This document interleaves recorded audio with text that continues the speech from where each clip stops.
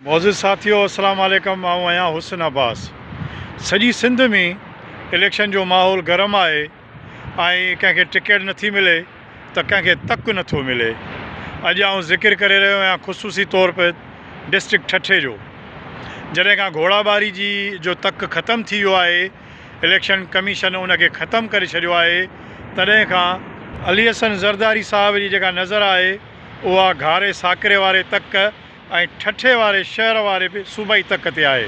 सूबाई तक जेको ठठे जो आहे उहो शिराज़ी साहिबान जो आहे ऐं हू तक जेको आहे उहो ग़ुलाम क़ादिर पलीजे जो आहे।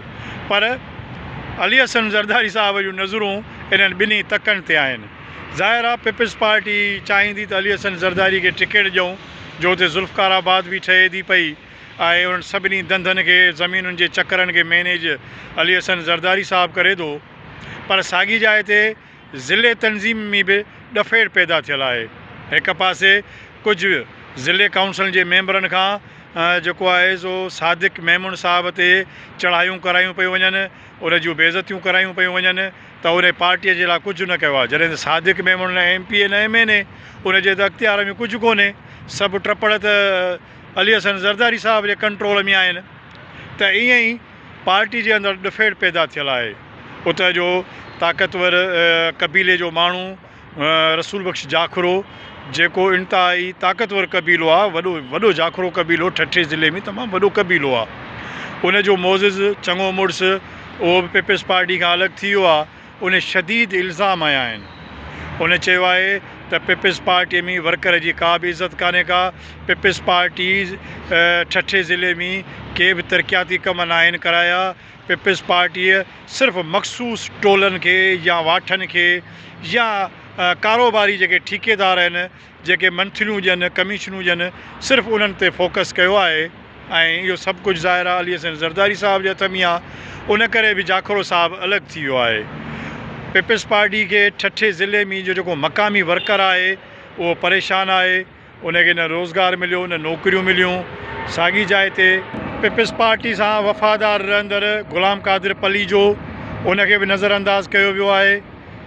उहो मुश्किल वक़्त में पीपल्स पार्टी सां गॾु हो, पर हाणे उनखे त मुकमल तौर ते पार्टीअ नज़रअंदाज़ करे छॾियो आहे। जोखिया जेके आहिनि पीपल्स पार्टी में हुया, उन्हनि खे पीपल्स पार्टी नज़रअंदाज़ करे छॾियो आहे।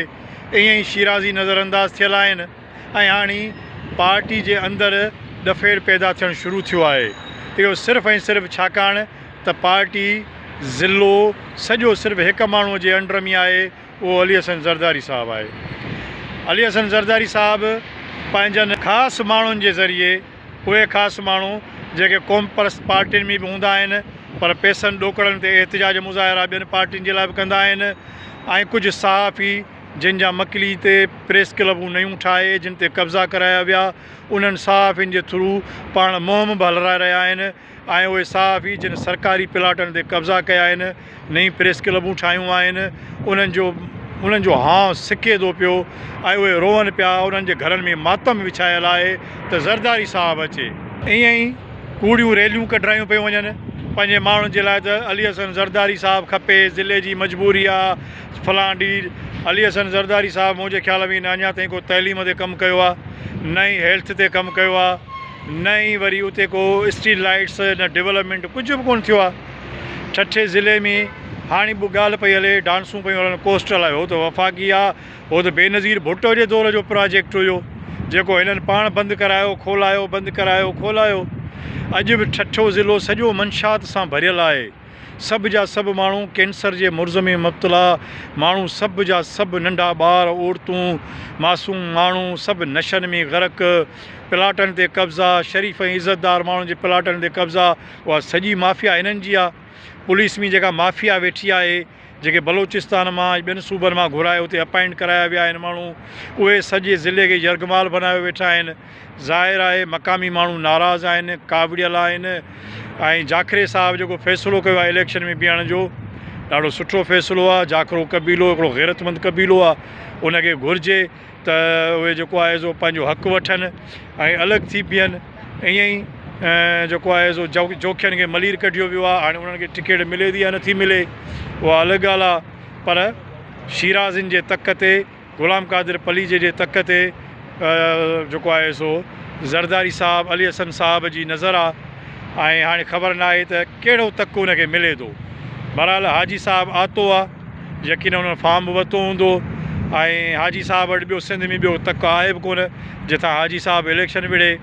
हाजी साहब करोड़ा रुपया माण्हुनि ते ख़र्च न आहिनि कया, सरकारी पैसा तइलीमी इदारनि ते ख़र्च न आहिनि कया, सरकारी पैसा हेल्थ ते इस्तेमालु न आहिनि थिया, अमन अमान ते इस्तेमालु न आहिनि थिया, पर उहे पैसा हुन जे वाठनि हुन जे ख़ासि माण्हुनि ठेकेदारनि पंहिंजी ज़ात ऐं कुझु नाम निहाद सहाफ़ी जेके जिन जो तइल्लुक़ु मक़ामी कोन्हनि उहे ॿियनि सूबनि मां आयल आहिनि उन्हनि ते उन्हनि ख़र्चु कयो आहे।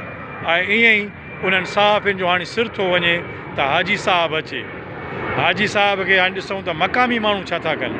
मक़ामी माण्हुनि खे खपे त पंहिंजे वोट जो सही इस्तेमालु कनि, मक़ामी सियासतदान खे वोट ॾियनि।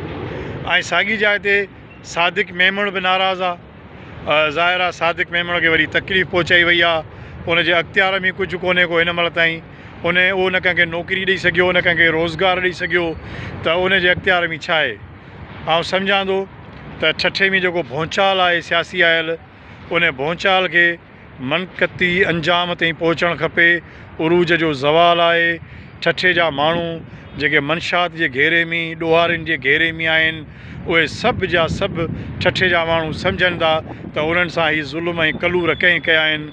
मक़ामी माण्हुनि खे त पीअण जो पाणी बि कोन्हे को। ठठे ऐं मकली जा माण्हू पीअण जे पाणीअ लाइ परेशान आहिनि, पाणीअ ते बि कब्ज़ो आहे। ऐं सम्झां थो त रसूल बख़्श जाखिरे जो सही दुरुस्त फ़ैसिलो आहे ऐं उनखे खपे त उहो इलेक्शन विढ़े, ज़बरदस्त विढ़े। मक़ामी माण्हू उनखे वोट कंदा, छाकाणि त मक़ामी माण्हू बेज़ार आहिनि ॿाहिरियुनि माण्हुनि मां। मुंहिंजो हीउ प्रोग्राम जेकॾहिं तव्हांखे पसंदि अचे, शेयर कयो, वीडियो खे लाइक कयो, सब्सक्राइब कयो, मूंसां जुड़ियल रहो। महिरबानी।